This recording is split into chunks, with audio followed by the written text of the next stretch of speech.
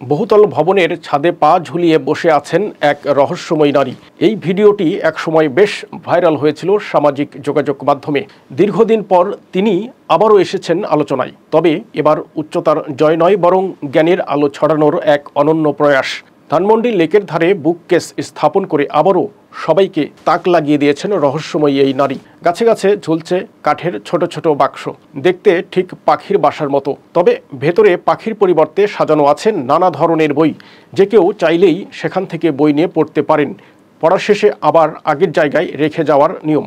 এমন দৃশ্য আগে দেখা যেত বিদেশের কোনো দেশে, যা সামাজিক যোগাযোগ মাধ্যমে দেখে অনেকেই আফসোস করতেন। কিন্তু এখন সে দৃশ্য দেখা যাচ্ছে রাজধানীর ধানমন্ডি লেকে।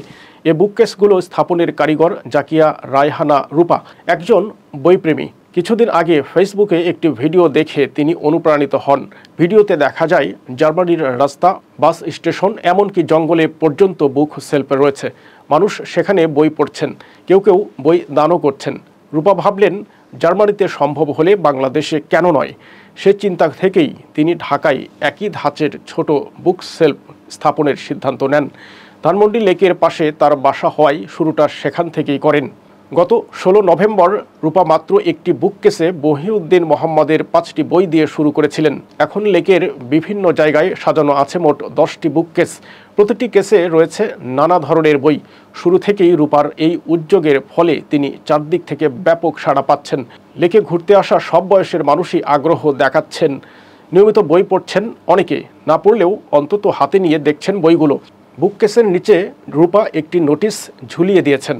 সেখানে লেখা আছে, এখান থেকে বই পড়ুন, পড়া হলে যত্ন করে বুককেসে রেখে দিন, বই বাড়িতে নেওয়া যাবে না। পাশাপাশি বই দানের আহ্বানও জানিয়েছেন তিনি।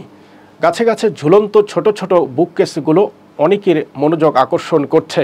রূপার এই উদ্যোগ দেখে অনুপ্রাণিত হয়েছেন অনেকে। শুধু প্রথম বুককেস আর বইগুলো রূপার অর্থায়নে হয়েছে। এরপর থেকে যত বুককেস আর বই বসানো হচ্ছে সবই মানুষের ডোনেট করা। গল্প, উপন্যাস, কবিতার বই কম রেখে রূপা এমন সব বই বাছাই করেছেন যা মানুষের বুদ্ধি চর্চায় ইতিবাচক পরিবর্তন আনতে পারে। রবীন্দ্রনাথ ঠাকুর, হুমায়ুন আজাদ, আহমেদ ছফার মতো লেখকদের বই রেখেছেন তিনি।